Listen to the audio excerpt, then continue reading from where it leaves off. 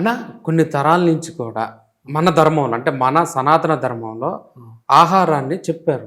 కొంతమంది ఈ ఆహారం తినాలి, కొంతమంది ఈ ఆహారం తినాలని నిర్దేశించడం కూడా జరిగింది.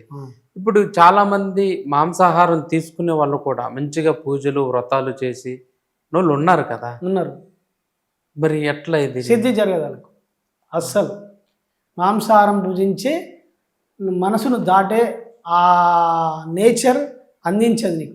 మాంసాహారం భుజించిన వాళ్ళు ఆధ్యాత్మికంలో ఉన్నతంగా ఎదగలేరు. మనసు ఎదగనియది. ఇంకోటి వెనకాల కర్మ అడ్డుకుంటూ ఉంటుంది, కర్మ ముందుకు పోనియది, కర్మ వెనుకకు లాగేస్తూ ఉంటుంది. సో సాత్వికమైన భోజనం చేస్తారో, అందులో జీవహింస ఉండదో, అప్పుడు మాత్రమే ఆ వ్యక్తి ఆధ్యాత్మిక ఎదుగుదలకు ఒక అడుగు ముందుకేస్తాడు. సో ఎప్పుడు నువ్వు మాంసభక్షణ భుజించిన వానికి ఆధ్యాత్మికంలో స్థానం ఉండదు. భౌతికంగా నీకు కనబడతారు, నేను పూజలు చేస్తారు, వ్రతాలు చేస్తారు, ఆరాధన చేస్తారు, కానీ వ్యక్తి అక్కడనే స్టేబుల్ అయితే కొన్ని సంవత్సరాల పాటు జీవితకాలం అల్లనే ఇరుక్కపోతారు మనిషి. నెక్స్ట్ ఇంకో అడుగు ముందుకు పడదు. అన్న ఇప్పుడు మనమే దేవుడు. మనమే దేవుడు. అయితే జీవుడే దేవుడు. జీవుడే దేవుడైనప్పుడు ఎందుకు ఇన్ని అవతారాలు వచ్చినాయి? భగవత్ అవతారంగా ఎందుకు ఈ అవతారాలను మనం పూజించాలి? అంటే సృష్టి కార్యంలో ఒక్కొక్క స్థాయి. ఇప్పుడు రాముడు, ఆ కాలంలో రాముడు వచ్చిండు అంటే ధర్మాన్ని ఈ భూ ప్రపంచానికి ఎలా జీవించాలో, ధర్మం అంటే ఏందో నేర్పించడానికి ఆ అవతారం వచ్చింది. కృష్ణుడు వచ్చిండు. ఈ జీవితం అంటే ఆ యుగంలో కృష్ణుని పాత్ర ఏంది, ఈ భూమికి ఏం అందించాలి. సో ఈ జీవితం మహాభారతం లాంటి ఆ జీవితం అంటే ఆ యుగము, దాని ఏమంటారు, ఆ ద్వాపర యుగంలో జరిగిన సంఘటనలో ఆ మహాభారతంలో ఏదైతే ఉందో ఈ భూమి మీద అది ఉంటుంది. భూమి మీద లేనిది అందులో ఉండదు. మహాభారతంలో ప్రతి పాత్ర ఉంటుంది, ప్రతి పాత్ర ఉంటుంది. అంటే ఆ పాత్ర భూమి మీద ఉంటుంది.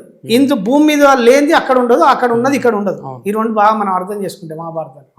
సో మహాభారతం ఏంది, అది దాన్ని అర్థం చేసుకుంటే ఏమవుతుందంటే జీవితంలో నీకు ఆ జ్ఞానం వల్ల, ఆ మహాభారతాన్ని పట్టుకోవడం వల్ల నీకు రోల్ అర్థమవుతుంది, నీ పాత్ర అర్థమవుతుంది.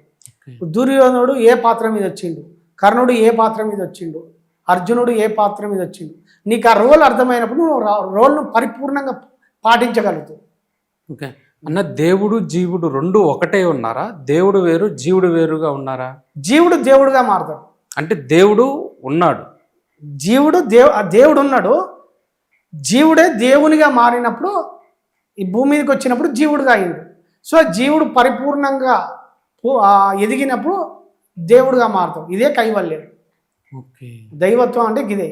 ఓకే అన్న, మీరు బుద్ధ, సంతోష్ బుద్ధ కూడా మిమ్మల్ని చాలామంది మీ శిష్యులు పిలుస్తుంటారు. బుద్ధుడి యొక్క గొప్పతనం ఏంటన్నా? బుద్ధుడు మన సృష్టికి ఏమి ఇచ్చాడు, దాన్ని మనం ఏం అర్థం చేసుకున్నాం? బుద్ధుడు నీకు జ్ఞాన మార్గాన్ని, భూమి మీద సత్యాన్ని తెలుసుకొని జ్ఞాన మార్గాన్ని తెలుసుకొని జీవించమని చెప్పిండు. అంటే దుఃఖం లేకుండా పరమశాంతిగా ఎలా బతకాలి, ఎలా జీవించాలో చిన్న సూత్రంలో, అంటే ఒక శ్వాస మీద ధ్యాస పెట్టడం వల్ల నీ జీవితం పరిపూర్ణంగా హ్యాపీగా ఆనందంగా బతకగలుగుతావు అని ఆయన ఇచ్చిన పద్ధతి ద్వారా తెలుసుకొని జీవిస్తే అది మన అనుభవంలోకి వస్తుంది. ఓకే, సో సింపుల్ ఏంటంటే నువ్వు ఆధ్యాత్మికంగా ఎదిగినప్పుడు ఈ దుర్గుణాల నుంచి బయటపడాలంటే మనస్సును, అన్నింటికీ మూలం మనసే కాబట్టి మనసు గమనించడంలో పెట్టినప్పుడు, శ్వాస మీద పెట్టినప్పుడు మళ్ళీ మూలం ఏమైతే అంటే నువ్వు ఆత్మస్థితికి కనెక్ట్ అవుతావు. ఆత్మస్థితి అంటే ఏంది? ఆనంద, ఆ పరిపూర్ణ సదాచిత్ ఆనందంలో ఉండేదే ఆ స్థితికి నువ్వు మనసు గమనించడంలో ఉన్నప్పుడు, నీ లోపల దుర్గుణాలన్నీ వెళ్ళిపోయినప్పుడు, నువ్వు ఆ పరమశాంతికి కనెక్ట్ అయినప్పుడు నువ్వు హ్యాపీగా ఆనందంగా జీవిస్తావు. అంతే.